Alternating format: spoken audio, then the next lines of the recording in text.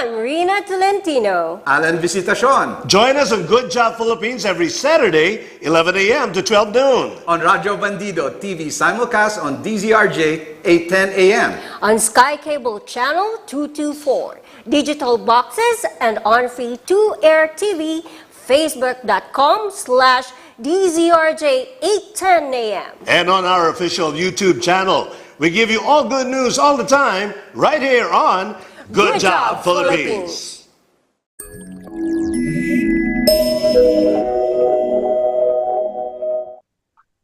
Good morning, Metro Manila. Good morning, Philippines. Yes, thank you so much for another episode of Good Job Philippines. At sabik na sabik po kaming makasama kayong lahat ngayon on the first year namin New Year episode namin ngayon dito at marami kaming pag-uusapan ni Reenah Tolentino, mga in-demand talk topics po para sa New Year na to, at kami po ay very excited because we have two guests today, the most talked about resource person when it comes to sports, at hindi po to ordinaryong sports because medyo high-tech itong sports na to. Anyway, hindi ko na po patatagalin. Ako po si Allan, Visitacion. Kasama nyo ngayon dito sa Good Job Philippines. Umaantabay kasama si Barbie at Yensa. At of course, hindi ko na po patatagalin at maraming excited na ating mga kababayan at listeners worldwide na makasama ang isa sa ating mga co-host. Ngunit, pinakamagandang babae sa Himpapawid. Mga kaibigan, mga kasama, magandang umaga at magandang gabi sa ating mga kababayan. Pinakikilala ko po sa inyo sa aming New Year's episode, Reenah Tolentino. Good morning, Reenah. Nako, napakaganda naman ng bungad, partner, and Happy New Year. Eto nga, suot ko ngayon ang kulay yata ng 2023, and Happy New Year. Balita ko, partner, we have the ang zodiac sign ng year na to is water rabbit, which is eto nga yung mga sensitive na people, pero they are really into elegance and also warm people. So, kung pinanganak ka sa taong ito at yung mga anak ninyo ay pinanganak sa taong ito, ay nako, I expect na merong kayong magiging supling na magiging warm and full of elegance and peaceful. Yan ang dala sa atin ng water rabbit, partner. At nako, ang bilis ng panahon, partner. It's January 6 at eto, marami na tayong pinagdadaanan. May bagyo nang dumating at dumaan, partner. Nako, sobrang nakaka-challenge itong taon na to. Pero we expect, partner, that there will be always a positive and good vibe for this year. Partner, ano ba ang New Year's resolution mo?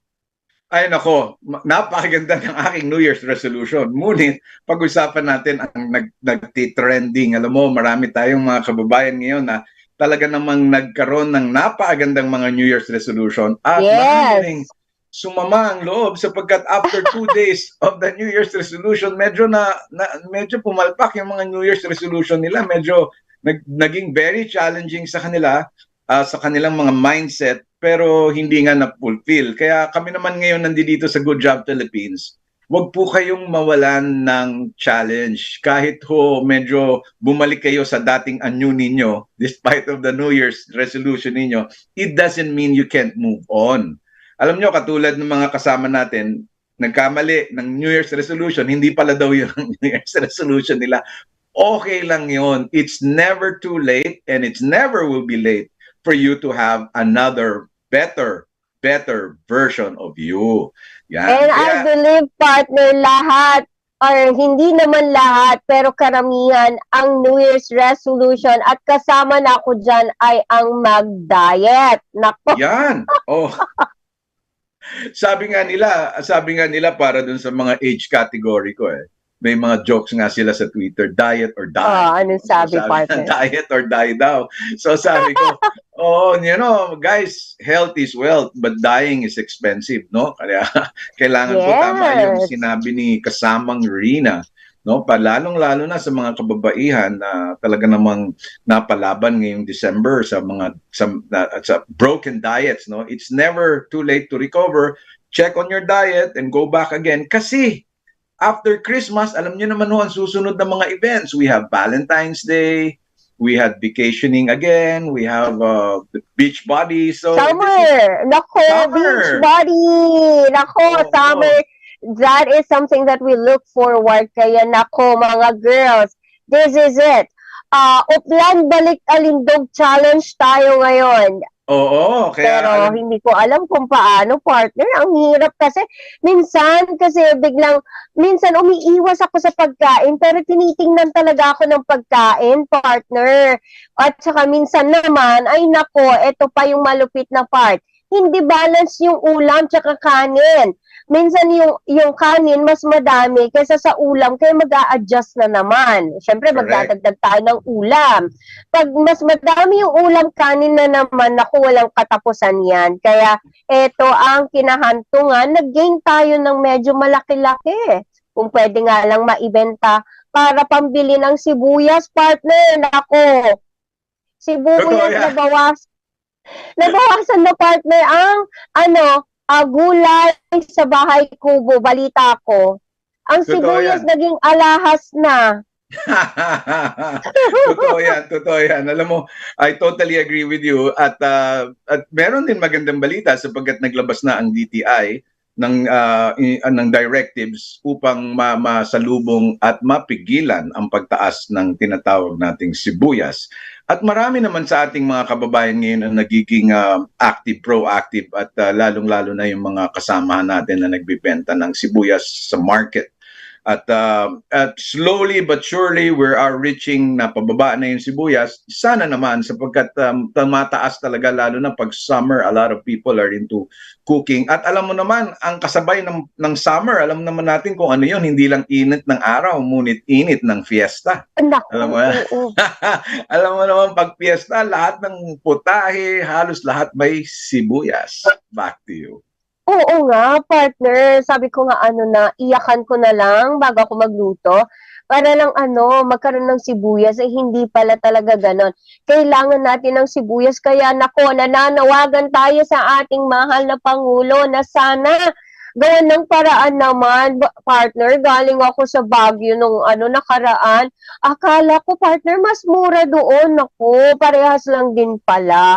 Pero ito nga, sana yung pagmahal ng sibuyas, nagkakaroon ng pakinabang ang ating mga mahal na farmers. Naku, kung hindi ay walang kwenta ang pagmahal na yan. Kung hindi, ang mga hoarders lang ang nabibigyan ng pagkakataong yumaman at magkaroon ng benepisyo.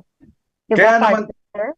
Kaya naman tuloy-tuloy ang panawagan ng ating himpilan, higit sa lahat ng mga sambayanang Pilipino na mahilig magluto at ang mga kasama natin na panawagan na sana maibalik na sa normal price ang sibuyas, lalong-lalo na sapagkat nagkakaroon ng tinatawag nating redundancy of pricing. Pati sa probinsya, ganun na rin ang presyo nila. No? Oo, Talaga namang domino effect yan. Oo, so umasa tayo na ginagawa lahat at napakaganda ng 2023, hindi lang para sa ating mga mamamahayag, ngunit para na rin dyan sa mga taong mahilig magluto at mahilig sa mga fiesta at kasama nila ang sibuyas sa kanilang diet cooking. Naniniwala ako na gumagalaw ang ating gobyerno upang maibaba ang presyo. Di ba kasamang Reenah? Ay sabi nga nila at balita din natin yan. At yan ang nilulook forward natin kasama nga ang bigas, ang pagbaba ng bigas, partner. Pero sana sa madaling panahon, maramdaman natin ang pagbabagong yan, ang pagbaba ng presyo, ng gulay, ng sibuyas, at saka itlog, partner. Yan ang mga nagtaas ngayon. At hindi lang yan, partner, ang dolyar nagtaas din. It's 55.52 ang halaga ng dolyar versus sa ating salapi sa araw na ito. Naku, nakakalungkot, partner. Pero meron din tayong tinatawag na there is light under the tunnel. Alam nyo, temporary lang yan mga kababayan. Kagaya ng pagtaas ng itlog, talagang temporary lang yan. At hindi naman yan seasonal yan dahil may kasabihan nga tayo na pag dumadating na ang summer, talaga namang planting season at harvest season na rin at the same time. Hindi lang po sa mga green things o yung mga pananim, ngunit kasama na rin po ang ating mga farming animals na ginagamit din po natin for consumption. At ako'y naniniwala na bababa ang presyo na yan kung tayong lahat ay magkakaisa sa mga inuutos ng Department of Trade and Industry. Ayun naman. Kaya tayo nananawagan sa mga market pricing monitors katulad ng barangay at mga LGU, i-monitor po natin ang mga presyo upang hindi lamang po ang kakaunti ang makikinabang, ngunit ang buong bayan ay makikinabang at walang maiiwan sa direktiba ng ating gobyerno na ibaba ang presyo ng sibuyas at lalong-lalo na ang presyo ng itlog. Kasamang Reenah, napaka-exciting ng araw natin ngayon. Ikaw ba merong mga kasamang dapat batiin sa kanilang kaarawan? Naku, isang birthday at kaarawan itong New Year. Oo, naku, partner, yung mag-birthday na aking pinsan na si Miss Donna Bringas. She's celebrating her birthday tonight. Naku, Black Nazarene. So, ayun yung mga deboto. Busy na naman sila. Ikaw po, partner, sino yung mga babatiin mo bago tayo mag-commercial break? Binabati ko ng happy birthday si Melissa Graven Santos ng Philippine Airlines. Happy birthday sa'yo. At of course, si Mencias, happy birthday. And of course, isa sa mga favorite guest natin nag-birthday ngayon. Isang very nationalistic at poetic person. Walang iba kundi si Crisanto King Cortez. Crisanto, happy birthday sa'yo. And binabati ko rin ng happy birthday si Marela Alegre Attorney Batumbakal. Magandang isang happy birthday sa iyo. Back to you, Reenah. Nako, napakaganda mag-celebrate ngayon kasi sabi nga nila, as early as now, there's so much to celebrate. Kaya nakiki-celebrate kami sa inyo. At binabati ko ang aking mga kaibigan dyan sa Canada. Ayan, si Tita Ching, sila, yung mga pinsan natin dyan, si Ms. Jonalyn, Lucille.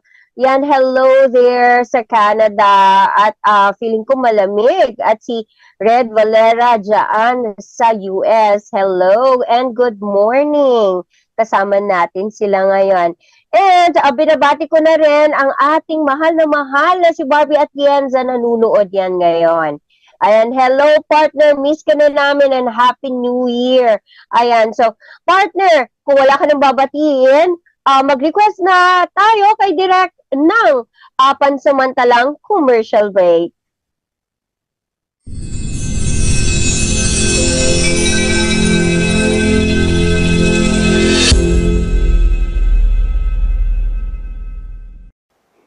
I am Johnny Gomez of Johnny Gomez Live, aired daily from Monday to Friday at 9 to 10 a.m. on Radyo Bandido TV, simulcast on DZRJ 810 a.m. on Sky Cable Channel 224, digital boxes, and on free-to-air TV, facebook.com/DZRJ 810 a.m. and our official YouTube channel. Ako si Attorney Darwin Cañete, and my program is Pugad Vloggers, aired every Monday to Friday from 7 to 8 p.m. dito sa Radyo Bandido, simulcast on DZRJ 810 a.m. on Sky Cable Channel 224, TV Plus boxes, and on free-to-air TV, facebook.com/DZRJ 810 a.m. and our official YouTube channel. Nood po kayo! Ako po si Bernard Tan, ang kakampi sa katotohanan at katarungan, ang kakampi ng mga OFWs. Samahan niyo po ako sa aking programang Kakampi. Gabi-gabi po yan. Dito lamang po yan sa DZRJ 810 AM, ang nag-iisang Radyo Bandido. Sabayan din niyo po itong mapapanood sa aming Radyo Bandido TV at syempre sa Sky Cable 224 at sa aming digital boxes at free-to-air TV. At syempre kasama po dyan ang facebook.com, DZRJ 810 AM at ang official YouTube channel. Samahan niyo po ako gabi-gabi at sama-sama po nating labanan ang mali at ipaglaban ang tama. Hi, I'm Barbie Atienza. And I'm Reenah Tolentino. Allan, Visitacion. Join us on Good Job Philippines every Saturday, 11 a.m. to 12 noon. On Radyo Bandido TV simulcast on DZRJ 8:10 a.m. On Sky Cable Channel 224, digital boxes, and on free 2-air TV, facebook.com/DZRJ 8:10 a.m. And on our official YouTube channel. We give you all good news all the time, right here on Good Job Philippines.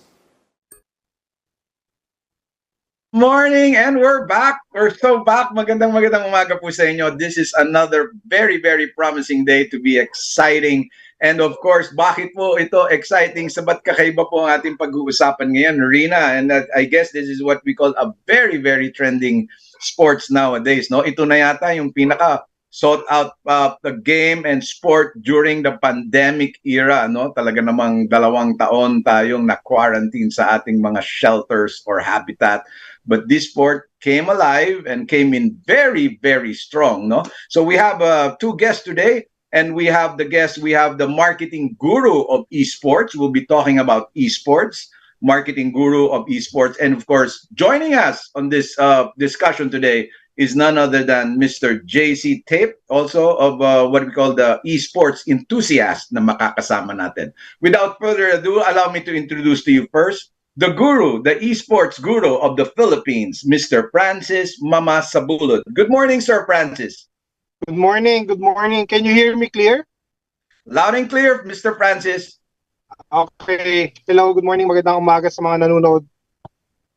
Thank you, Francis. And of course, we have to introduce also none other than our esports enthusiast, Mr. 𝗚់ซี้chị𝗱. Magandang umaga sa iyo, Jay. Magandang umaga, and welcome to Good Job Philippines. Magandang umaga po sa inyong lahat. Good morning. My name is Jay Christian Visitacion, and I'm a esports enthusiast and former player. Yun. Yes, Reenah, nakamute ka ata kasama kapatid na Reenah.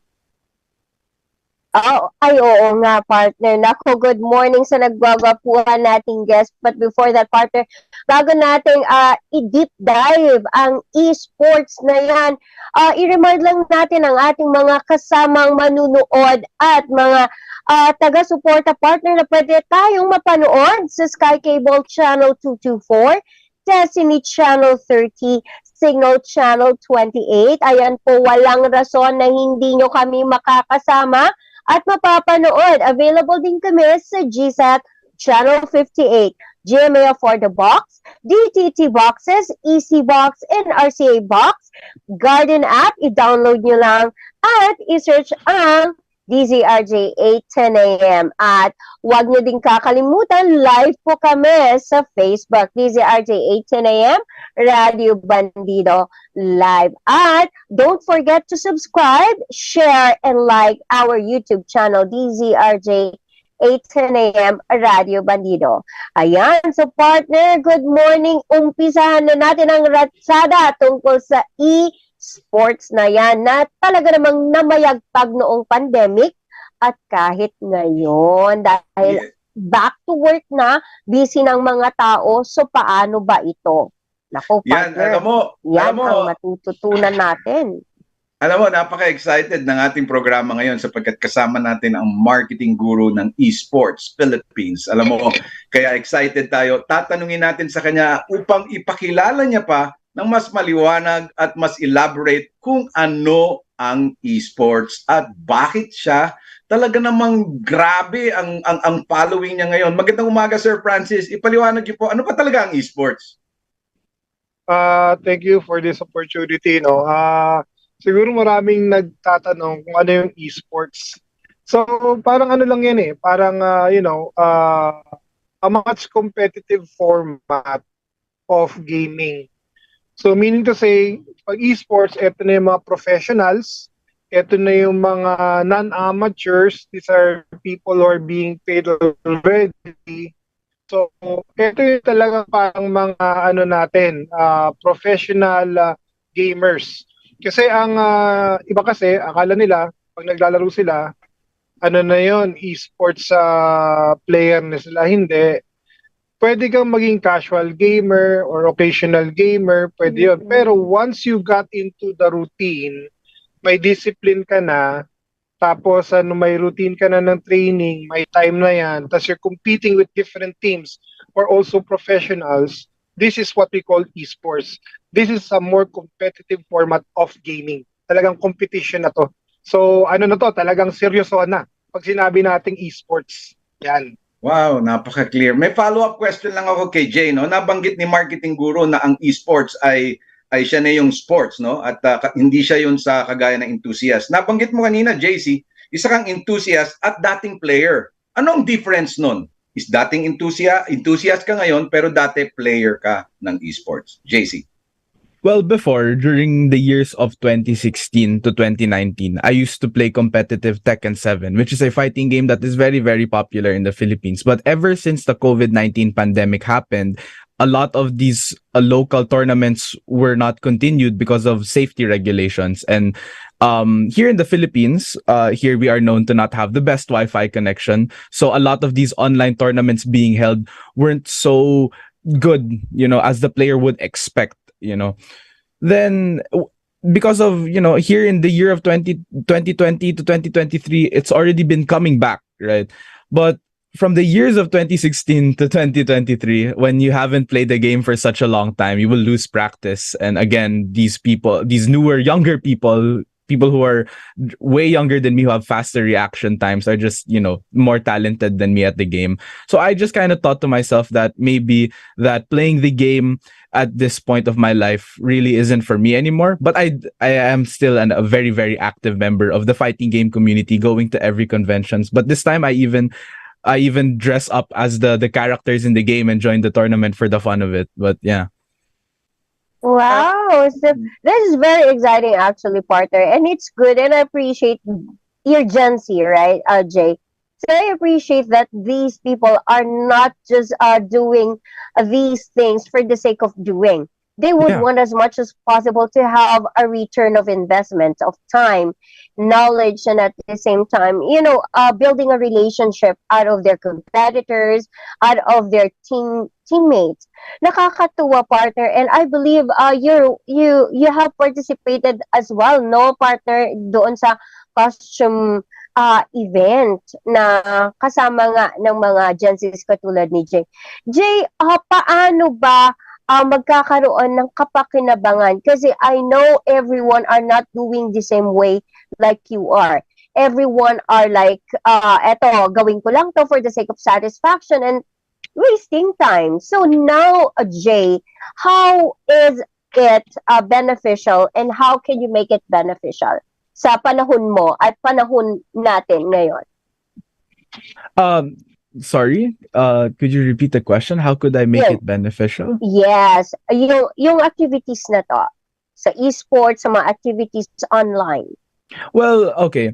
That's actually a really good question. A lot of people like to say that esports is very different from actual sports, but they're very, very similar when it comes to activities online. So you could ask yourself the question, how can I make esports very relevant out there? How can I make it out there despite the pandemic? You just have to look at it. How did the NBA become relevant? How did FIFA become relevant in the time of the pandemic? It's just because of not a lot of things really change when it comes to the games. It's still fun and exciting to watch. It's still fun to play.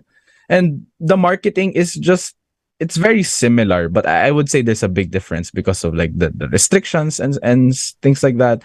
But you don't have to do the things that I do to be really active in the community. Just simply watching the game, playing the game, buying the game, or just, financially supporting these games and the players who play the game is something that you can do to play a big part in the community of esports. Francis, buying the game and financially supporting the game are one of the items that made it survive during the pandemic. Francis, you're a marketing guru of esports, and you're one of the top honchos in making this e-game big. Yeah. Share us the experience, how you made it big during the pandemic. Wala naman mga mall activity, walang mga competition. Paano siya nag-survive in terms of marketing? Paano siya nag-survive? Yeah, siguro what we can say about this particular survival, actually it's not survival, it thrived. It thrived during the pandemic because, the secret sauce of esports is that it's a community and we are connected via internet, via mobile phones, and we don't need to be present, for example, in one convention, in one event, except for example, yung mga Dota, yung mga majors. So talagang we try to find time, especially to attend that. But during the pandemic, because there were lockdowns and everybody was on in their houses, there was no interruption naman in the services, the internet, and people tend to look at somewhere else instead of going out. They try to put their time into gaming and some other forms of entertainment. Mind you, the time spent during the pandemic in online activities alone increased significantly. I just cannot say how much the percentage is, but it's more than 100% compared to before the pandemic. And one of the entertainment factor during the pandemic is gaming. Actually, gaming like mobile games really thrived during the pandemic because the connectivity in the Philippines was already ripe, especially in the highly urbanized areas in the Philippines. For example, yung mga cities natin, marami nang may cellphone. And of course, the fact that yung services nagmumura and the fact that yung mga cellphone nagiging mura tapos nagiging game capable. So, maraming naka-adapt to this particular form of entertainment. Plus, gaming is very much cheap. And a while ago, I like the point that JC mentioned that buying the game, purchasing the game, yeah, it's very good that a lot of people really did that during the pandemic. Just to give you an idea, in 2021, almost $2 billion were spent by the gamers in the Philippines buying tools, skins, and other things in the games. This is both in PC and mobile games. So try to imagine that economy alone, $2 billion by buying stuff in the game itself. And mind you, if you're gonna be looking at the statistics in the Philippines, 40 million people are considered gamers in the Philippines. And we are like, how many are we in the Philippines right now? We are 110 million. And imagine that captured market of 40 million people gaming in the Philippines during the pandemic with the increased time is really thriving. And until now, especially with the off-site events or the on-ground events that came out, talagang na siya, mas lalo pang lumaki.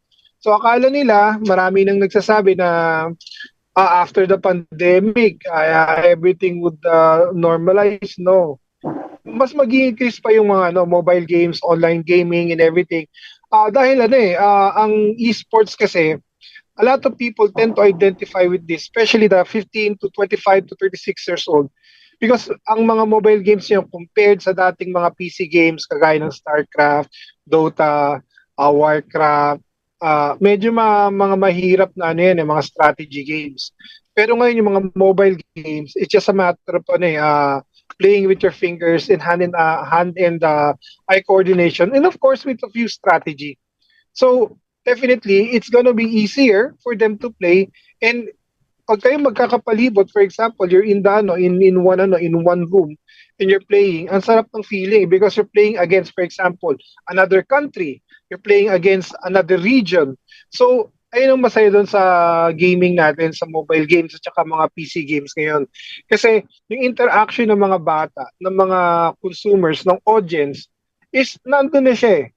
Tapos ang maganda pa dito, this is the opportunity pa nga sa mga brands to help the community grow, because this is the time for them to really engage with different communities. By the way, merong Valorant community, may Mobile Legends community, may Dota community. But yung mga communities na yan, they intermingled eh. Kasi may mga solid fans, so pero try to imagine these guys, sina gaming community, they have one passion eh. Is to play the games and of course have fun. It's not really on sa money eh. Kasi yung iba, kung tinitingnan nila, they want to be professionals, ganyan. Kasi gusto nilang they're gonna be paid up, magiging KOL sila. No, it's not that. Pero karamihan dyan ng mga gamers na nakakausap ko, ng mga professional gamers, they don't even want to be a KOL eh. They just want to be a professional. They just want to be the best in their craft. So kaya ngayon yung mga bata ngayon, kung kukumpara mo yun sa MMA, sa basketball, they have one common ground. They have passion in it. Kasi hindi ka magiging magaling sa isang sport no matter what you do if you're not passionate about it. So try to imagine the 40 million people. These are the passion audience that you're seeing right now in the Philippines. And mind you, by the year 2025, mas lalaki pa yan. Kasi yan, 2025 nga, try to imagine this, try to imagine this. 3.2 billion by 2025 will play games all over the world. 3.2 billion. Games is much bigger than the movies. It's much bigger than music combined. So that's the economy of games. So if you're going to be looking at esports and gaming in the Philippines, nasa pa tayo, infancy stage, because we haven't created yet the economy of it in the Philippines. Ngayon ang nakikita lang nating mga careers dyan, kaya gusto ko rin kasi Good Job Philippines. In the esports industry, there's a big career opportunity for non-gamers. Kasi maraming natatakot kasi tawag dito pag sinabi, ayaw pumasok sa karera na yan kasi kailangan magaling ka sa game. No, hindi. Because meron kaming marketing, meron kaming creatives, meron kaming production, meron kaming talent and everything. Tapos may audit. Lahat yan, we work like a big corporation sa community, sa industry, similar to a big company. Okay? Kaya ngayon, may shortage ngayon Francis, ng labor sa esports. yes, Francis, Yeah. just a quick question. Ano yung kailangan nating i-clear out? Because in this game, I know we are not really that embracing this market just yet, or these services. Ngayon, ano ba yung stigma na kailangan nating i-address para malinawan ang market natin in terms Yeah. of esports? That's a good question. That's a very good question. Because a lot of parents before, during my time, kasi ako I spent so much time before naglalaro ko ng StarCraft, ng Warcraft, ng Dota. After I work, I play already hanggang 4 a.m. Okay? A lot of people would see that, wala ka naman makukuha dyan eh. Wala ka makukuha dyan. Totoo. Okay? So, ngayon, bumabaliktad na. If you're gonna be looking at, for example, yung creator economy natin, creator economy is big in the Philippines, mind you. In China, masyadong malaking creator economy. So, sa gaming kasi, dalawa yung career path ng isang professional player. Actually, marami siyang career path, but this is the dominant one. Okay? Yung stigma na wala kang mapapala sa gaming, hindi totoo yan. That's not true. Because in the gaming industry, ang laki ng career opportunity dyan. Mga developers, marketers, PR people, accountants, everything that you see na big corporation nandyan. Okay? The only difference that, for example, us who are, I can consider mga nauna sa industry na to, pero mas mga nauna pa sa akin eh. Sa totoo lang, yung passion about the game because we love the game. Siguro ayun lang. Hindi ka kailangan maging magaling sa game. Okay? Pero sa industry na to, sa gaming industry na to, may career dito, may negosyo dito, may pera dito. Kaya yung mga magulang sasabihin, wala ka mapapala dyan, naglalaro ka, nagsasayang ka ng oras. Mind you, I have my son right now, who is like 8 years old.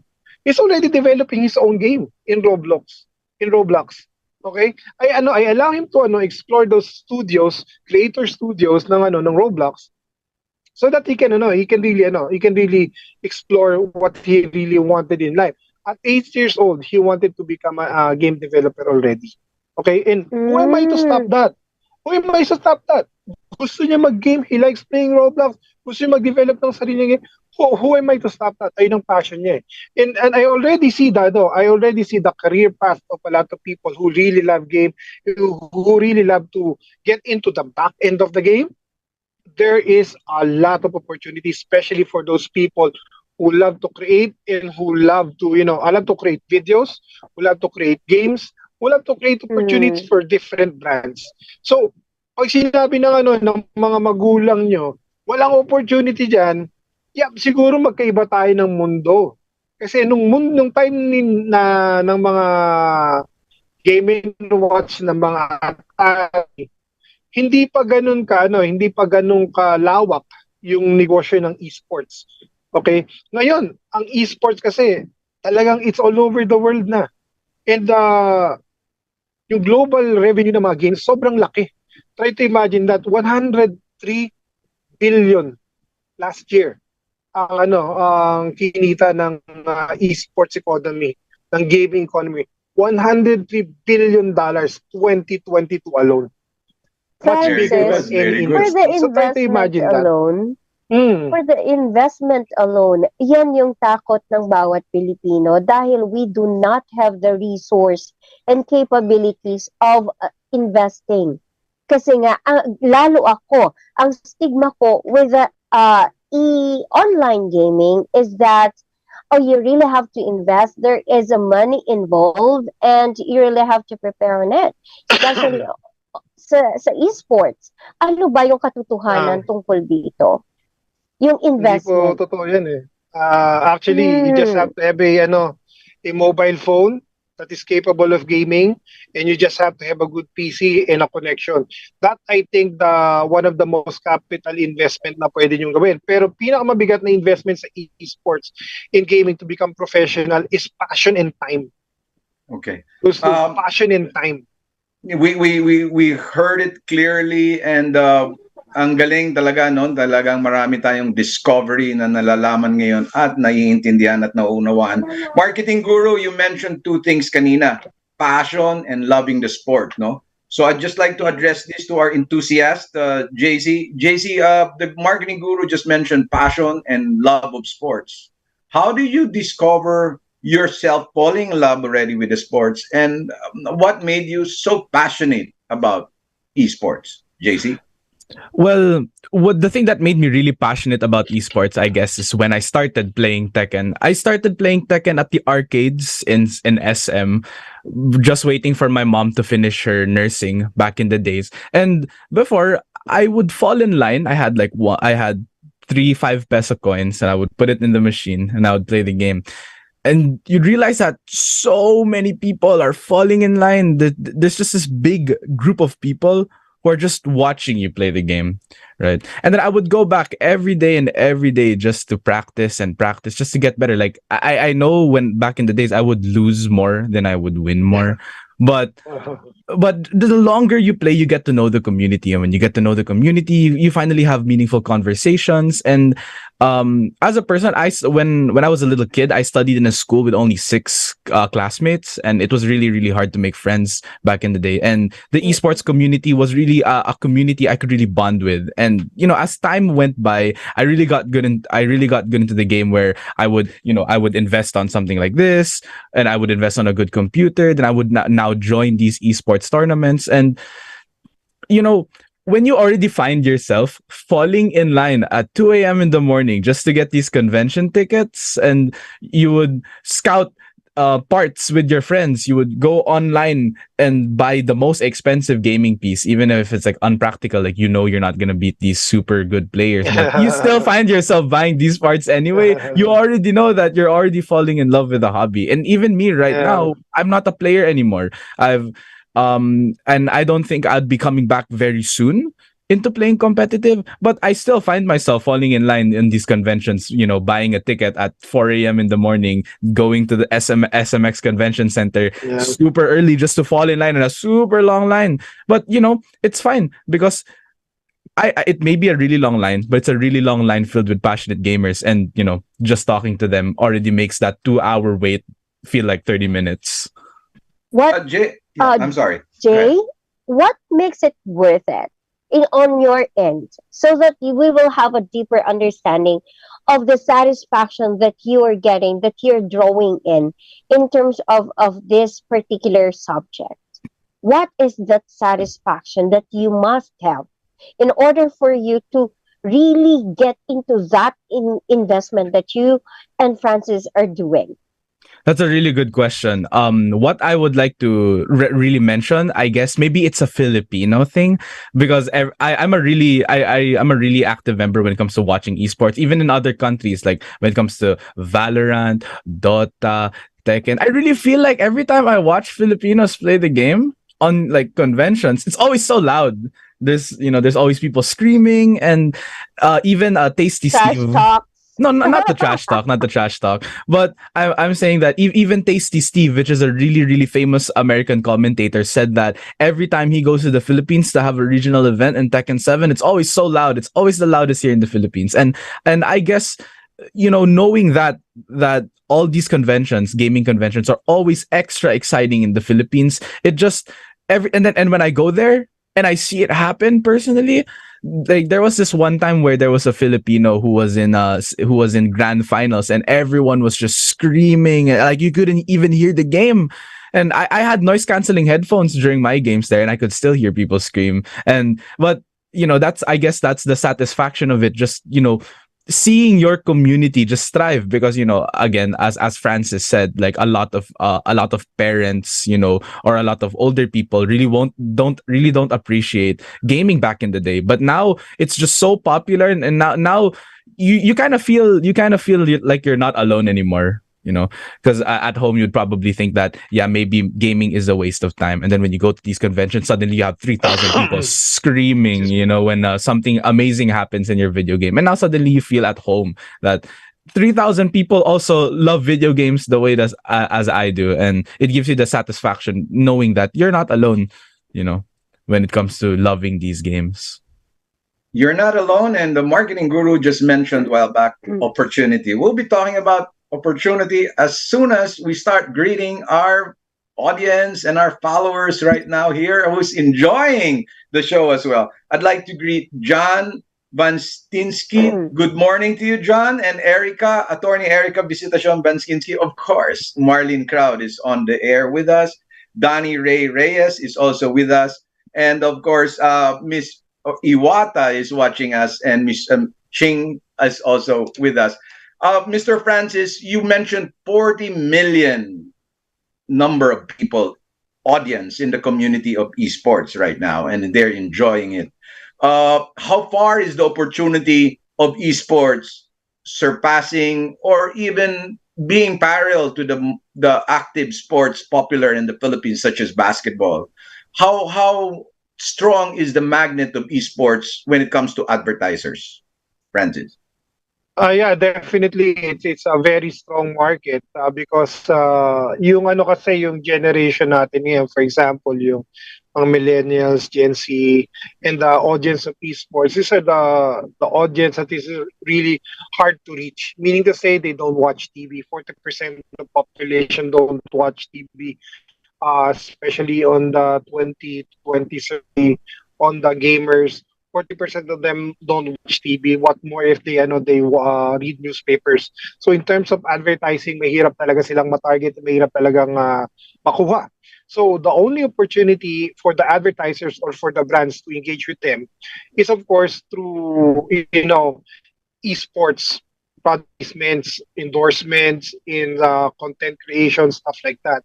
Because these people during the game time, dito nila nakikita yung mga brands and according to the surveys also, 60% of the gamers who seen their brands in the esports events remember them, and actually influences their buying consciousness. So however, ang may pitfalls din yan. You just have to be very authentic when you enter into this is for the advertiser. You have to really be authentic when you enter into esports.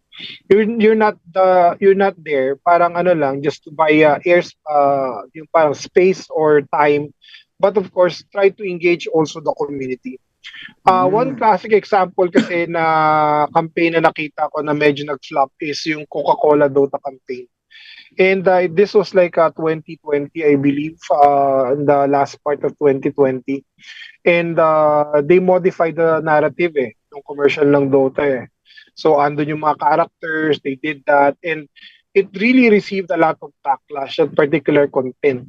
Instead of getting more engagement, backlash was created. Why? Because the esports community is one of the most sensitive audiences that you can encounter. And they are also one of the most passionate and one of the most loyal consumers out there. Once they trust your brand, they would really, really appreciate your brand. So that's the reason why a lot of brands right now, though they don't know how to get into to esports because yung esports kasi hati yan sa different Meron yang console games, meron yang PC games, meron yang mobile games, meron yang downloaded PC games. So marami siyang avenues, pero in the Philippines the biggest contributor to esports and gaming kasi right now is the mobile games. And in the world, it is the biggest also in terms of global games market. 92 billion ang na-contribute ng mobile games from that 114 billion na income ng tawag dito ng the whole gaming community, gaming industry during 2022. So try to imagine mobile games being at the top earner. And yung mga advertiser, they really have to just be authentic, know your target audience, and know the content that you have to release out there. Because if it's somehow a sellout, parang you're pushing really hard on the buy this particular product without any narrative or so, without any relevance in that particular community, you might be called out, just like what happened to Coca-Cola in 2020, late 2020 and early 2021. So parang it's a double-edged sword, but when you do it right, it's gonna be it's gonna be viral and you're gonna be appreciated by the community. So I guess that's one of the best things about the esports community. It's hard to target, but they are so passionate, they're loyal, and maganda pa dito since they're a community, ang engagement nila masyadong mataas. So they can share the stories, the narratives of this particular brand to one another. If it's funny, mas maganda. Ayun ang nakikita ko magiging situation right now for the advertisers. And for the advertisers kasi there are only few agencies right now in the Philippines, in Southeast Asia, who really look at esports as a platform of advertising and engagement. In the US, malaki na yan. Try to imagine if you know FacePlan, yung one of the top esports team in the US, they even have brand tawag dito, endorsement through Subway, mga ganon.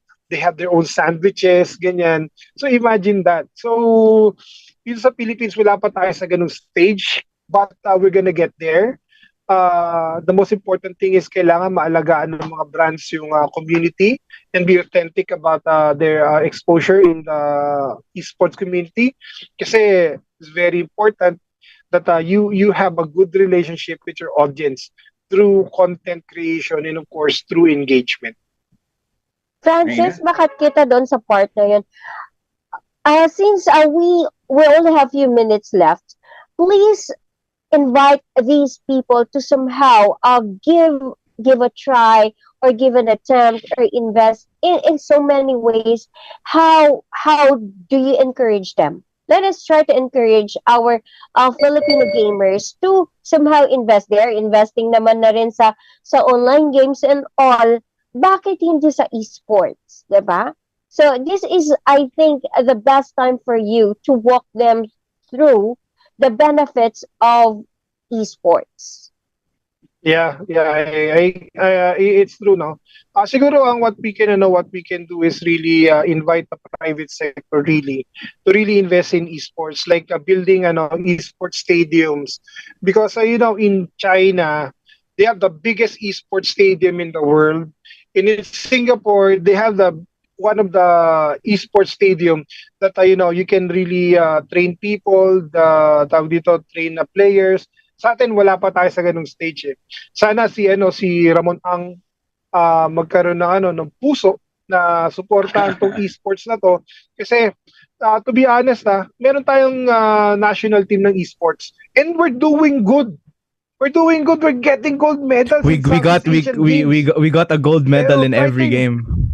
Except for one, but Oh, we got a gold medal in every Yes. game, the SEA Games. so that is how We Filipinos are win equipped it. despite of the limitation. Alam mo ano, hindi yan equip eh. Talent yan eh. And passion. Walang Oh, equipment yung mga yan. yes, right. Talent and passion na lang yan. Wala tayong training facility dito na sa Pilipinas Yes. na nagtitrain sa mga yan. Na ano nga sa yung Philippine Sports Commission, they have the esports ano na rin branch din actually. Pero kulang pa rin, to be honest. For example, pero tayong judoka sa judo training area, ganyan. Sa esports dapat meron din. Hindi naman pwede mag-train yung mga bata sa yung mga wannabes na maging professional sa mga bahay-bahay nila. Okay? Kasi kailangan magkaroon tayo ng methodology in selecting the national team, the professionals, just like the PBA. Kasi the opportunity in esports talaga napakalaki. Ang daming magagaling na Pilipino. Mind you, yung mga bata na yan, galing lang yan sa mga screen, sa iba-ibang mga teams, kinukuha ng CPOL, our national team, to represent the country. Tapos nagtitrain sila among themselves. And these guys always come out on top. Ayan ang nakikita ko, passion and skills and talent Okay, ng mga Filipino as a we've talked about passion, skills, and talent, and one of the many voices and most astonishing voice talaga is the voice of the marketing guru Francis Mama Sabulod, calling the attention of coming up with an elite center for training for our e-game sports athlete. Jay, I have a question. The marketing guru said the brands should take care of the participant. As a voice of an enthusiast, how do you like to see the brands taking care of you guys in the community? Paano kayo maalagaan ng mga brands na ito? That's really easy. They just have to listen to the community. Because again, these brands can make or break a game so fast. It just takes one mistake for a developer or for a brand. Like one mistake and their game is over. It's dead. There's this one game before, a game I will not mention. It was really popular. It was Game of the Year during its time. Then the developers just, they stopped kind of listening to they stopped listening to the community, and when they stopped listening to the community, the game got very, very unbalanced. People were not enticed anymore to play, and before it became Game of the Year, and it just became irrelevant so fast. And they made another game. They made a sequel to the game, but it's not as popular as it was before on its glory days. So I guess really listening to the community is just the best way you can do it. Because again, there's not much you can really do because it's such a big market, right? So as a company, you can as a company you could think, what can I do to please everyone, all these these millions of players? It's not like you can give them anything physically items. So really just the best way is to listen to them if they have any more concerns, because again, at the end of the day, these games, the people you can get the most insight or information are of course the players and the enthusiasts who play the games, and especially the esports athletes, because these are the players who again play the game for a living. So if you don't listen to the people who play these games as their source of income, and if the game dies, they will lose their source of income. That's why really just the best way to support your communities, just to listen to whatever they have to say. Thank you, JC. The call on developing a center for elite esports athlete is on the march right now, and it was just called by our marketing guru Francis Mama Sabulod. Reenah, the clock is clicking, and it's time to say our final words. And I'd just like to throw this to Mr. Mama Sabulod, your 2023 words to the market and in the industry on the shortest moment. Francis?